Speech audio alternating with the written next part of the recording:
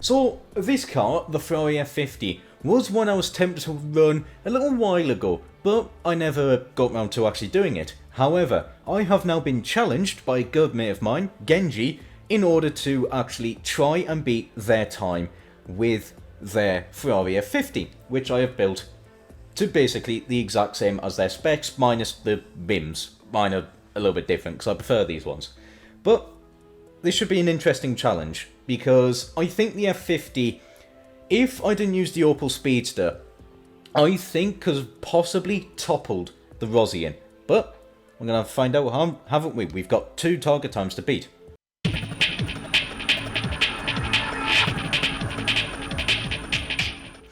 Welcome back to another installment of King of the Mountain, this time being, well, basically King of the Mountain versus, if you will. Whether it is me versing one of the suggestions, like I said in the beginning, UF6 Genji, thank you for the car, for the build, and of course the challenge. The Ferrari F50. This actually starts well into S-Class. I think it, well, not well into S-Class, but I think it's like bottom S-Class, which are definitely limited options for builds, which I will show off now. Interestingly, well, there's no power upgrades. Can't even put on a flywheel. We've got race brakes, race dampers, weight reduction, you know, and the usual stuff, because that's a huge amount of weight. 416 pounds just gone like that. Taking this car's weight down to 2,274 pounds with just over a ton. Interestingly, we've actually got the gearbox. Now, I was looking at it before, seeing what sort of build I could go up with, and really, it was a challenging prospect, because obviously we've got race tyres. We've actually got big tyres on this. 2 5.5s at the front. Alright, okay. There's 2 5.5s. Yes. Alright, okay. Not the biggest tyres, but 3 4.5s at the back is nice. The other interesting thing is the wheels. Now, we've got the latest wheels on. These took off £16, which is good. That is a lot. However, because we've done that, that means there was no power available. And the only power we could get would have been the air filter, which, you know, gave us an extra 14 horsepower, an extra 9 foot-pounds of torque, but only took off, well, I know there it says 3, but really it only takes off 2. So that would be an interesting question. Do I basically get 14 horsepower, but the car only loses £2 compared to, I think the overall, it was about, I think it was like 20?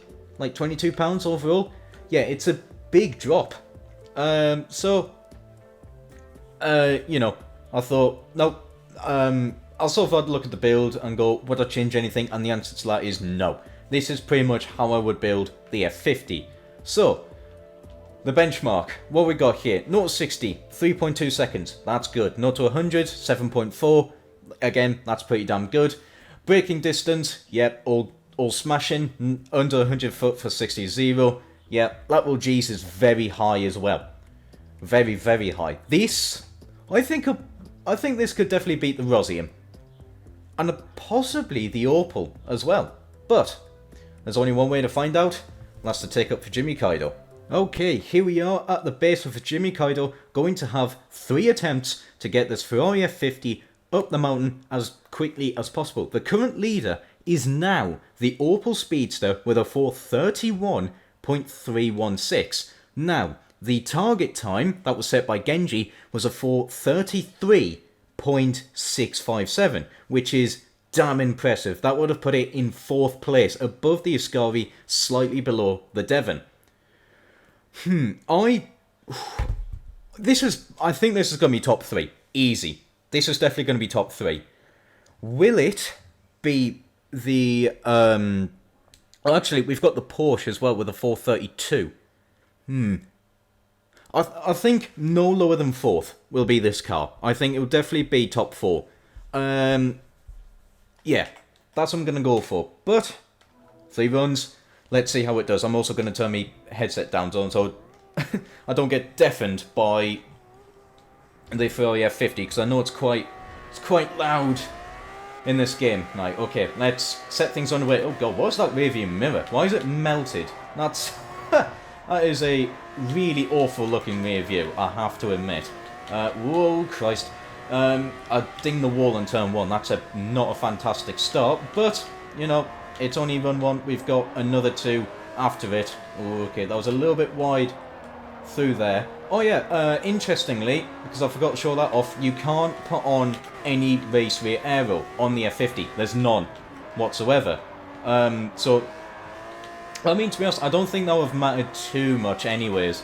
You know, the F50 from the get-go is already a good handling car. So, you know, I think whilst the rear aero would have been nice in some parts, I think this car will absolutely survive without it anyways. You know, it's got a giant gaping wing on the back of it anyways. So, you know, we'll just have to wait and see, but it's got a lot of advantages, this. You know, 2,200 pounds, essentially, 1 ton, is extremely light. You know, that is damn good. 500 and whatever it was horsepower, I forgot. You know, it was over 500. Hang on a minute, I can have a look now. I think it's like 517 or 513. Close enough. You know, that in itself is actually good. You know, rear-wheel drive cars, some of the ridiculous ones, yeah, sure, are pushing well over 700. But sometimes that's actually too much power for its own good, and it actually doesn't do well whatsoever. But, you know, with this, we've got very good power-to-weight ratio. Yeah, big tyres as well. So really, everything is aligned for the F50 to do very well. Ooh, I turned in a little bit too early. River chicane, easy flat out. And we're doing some ridiculous speeds. Look at that. 134 miles an hour. I think that's getting damn close to rivaling the Opel, which was insanely fast. I think that was, what, 136? 137 at that section? That had so much straight line speed and acceleration. This, I don't think has quite the acceleration, but it definitely has the cornering grip by a good margin, I would say. This is driving fantastic. I mean, to be honest, you know, I think in pretty much all Forza games, the F50 has always been a standout Ferrari, as it is pretty much just a damn good car to base builds off. I mean, what, in A-Class in Forza 7, I think it was Meta. And I think in S-Class it was actually still a very good choice. But yeah, in A-Class I think it was Meta on certain tracks. Oh god, that was a little bit too eager on the power for me, but thankfully we've got huge arse rear tyres, so, you know, it can just put down all of its power with really little concern, which is just brilliant. It's absolutely what you want. If a car that I can be very aggressive with on the power, getting on the power early out of the corners with little alarms for issues, is damn impressive. Just get a little bit of a slide out of that section there, but nothing overly dramatic. I was about to say dramatic. Right, okay, up the reservoir straight. Let's see what we can do here. I think the Opel was, what, 100? This well into the 130s. Let's see what the Ferrari's doing. We're knocking on the doors of 132 miles an hour. Get it on the brakes. It's going to be a little bit better on the brakes through there, but 132 is incredibly good. Even for rear-wheel drive, even for, yeah, pretty much rear-wheel drive / two-wheel drive cars. That is still incredible amounts of acceleration. You know, like I said, the Opel was pretty much 134. That was slightly better on the acceleration. Run 1 is pretty much coming to an end now. We've just got one more corner. It pretty much will be flat out around the final corner. Okay, right. We have beaten Genji's time by almost a second. We are already top 4. As I predicted, this was easy in the top 4. We have got 1 second to try and find, and we beat the Rosium. We've got a second and a half-ish to beat the Opel. This could be interesting. I think it probably could beat the Opel, you know, I can definitely find a second in the Ferrari, and I definitely do think that Ferrari's honour needs to be restored, especially, I think, the only Ferrari I've ran up this series was the FF in the four-wheel drive class, and that was absolutely terrible. That, I think, almost got beaten by a VW Touareg. It was dreadful. So, you know, this is definitely the recovery of Ferrari to reclaim its honour. That was a lot better though through the first section, carrying a lot more speed. What's the acceleration over the red crest? 99 miles an hour compared to last time being 98. Again, not as quite as quick as the Opel, but very damn close. I think the Opel was in the 100 miles an hour, 102. I believe. I could be wrong though. However, you know, the Opel was just so impressive, the acceleration. Ooh, I think I actually bottomed out a little bit there. I don't think I clattered the wall. I think I just attacked too much of that crest, but no huge amounts of time was lost. I think I just lost a handful of miles an hour. So, you know, nothing to worry about. All that matters is that we just need to iron out some of the mistakes that was made on run 1.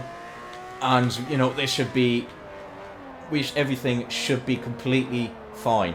Right, getting through that hairpin there. I think I'm just tackling it with a little bit too much speed. Let's test how well it does here. Oh, just spot on through that section there. You know, there was a little bit of letting go towards the end as I tried to get back on the power, but it was spot on. Hitting the apexes with ridiculously high speed, 94 miles an hour.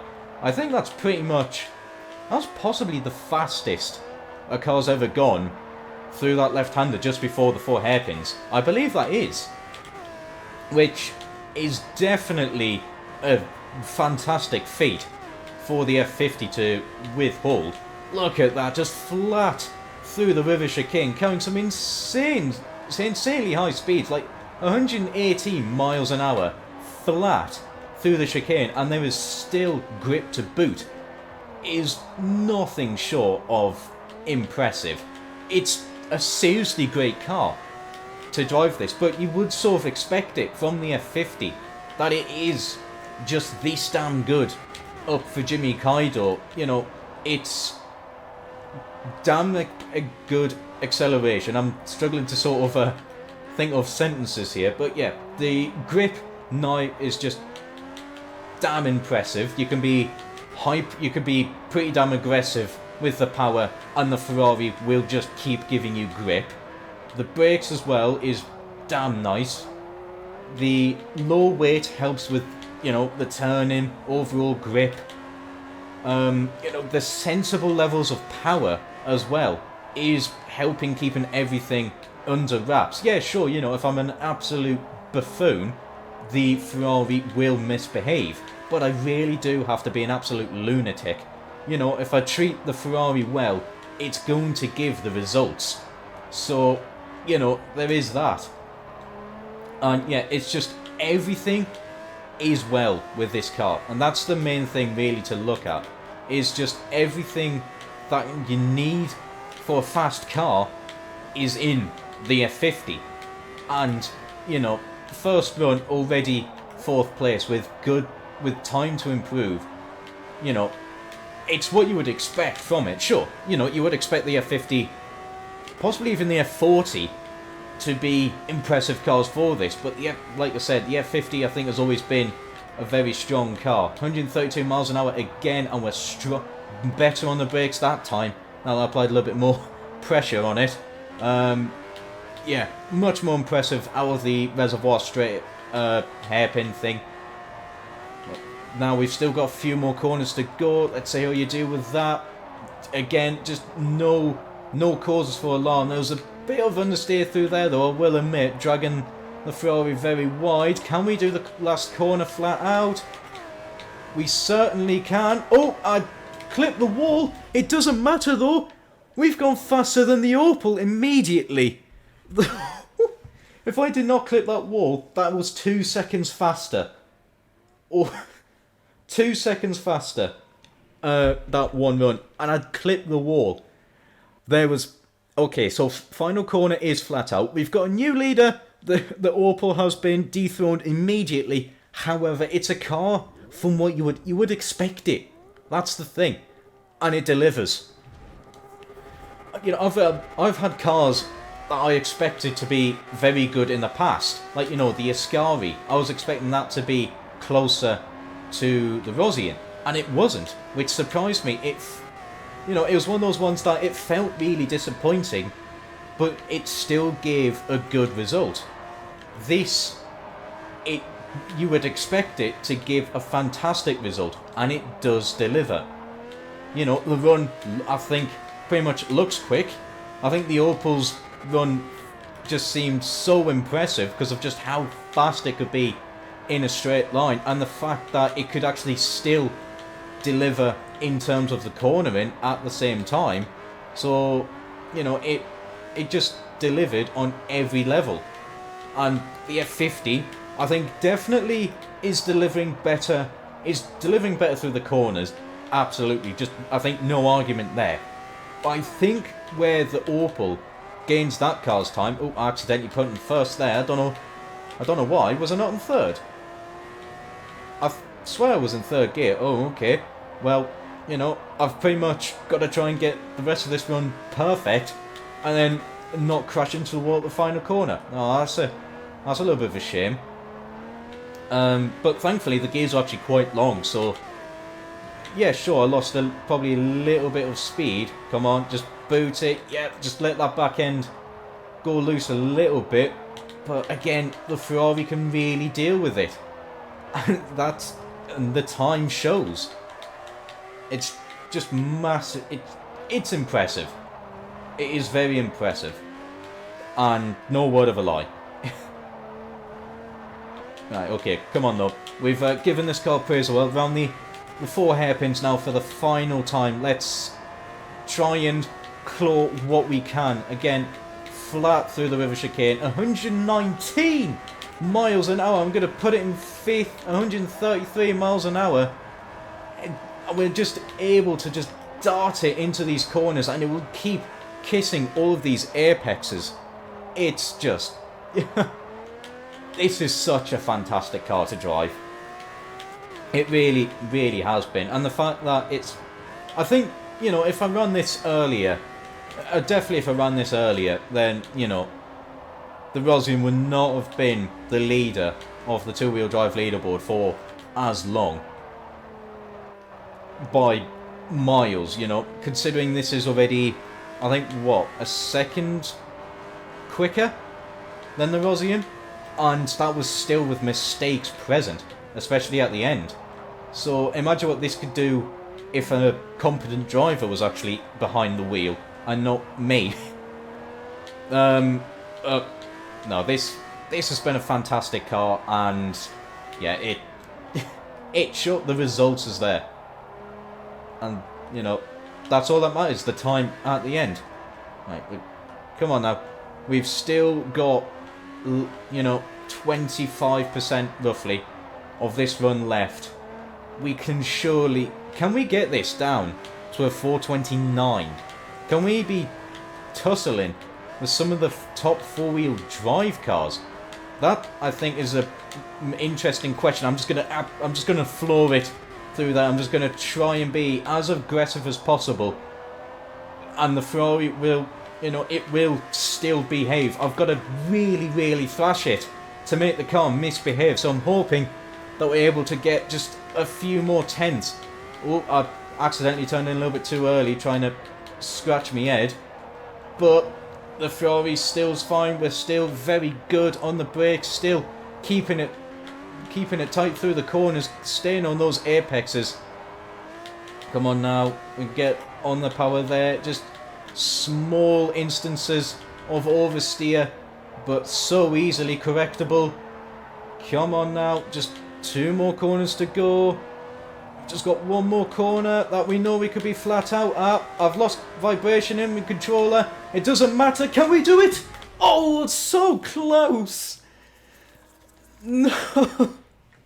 It was so close. Why is my controller lost vibration? I don't know. Ah, balls. No. Just the one simple mistake there of accidentally putting it in first. And we didn't do a sub 430. This could absolutely be the first four-wheel drive car to do it. Four-wheel drive. It's not four-wheel drive. It's rear-wheel drive. Dumpty. Oh, man. Yeah. This absolutely could have been well, it has tussled with some of the four-wheel drive cars. But this could have been a sub 430. Absolutely could have been. But we've got a new leader for rear-wheel drive cars. But how much by? And how is it actually comparing with some of the all-wheel drive cars? Let's get discussing that now. And so, the current crown of two-wheel drive was originally with the Opel. Now it has passed over to the F50 currently, with that impressive 4 minutes 30.184. That's ridiculous. 1.2 seconds faster than the Opel. And let's not forget, the Rosien was a 431.8. So we have gone 1.7 seconds faster, almost 2 seconds faster than the Rosien.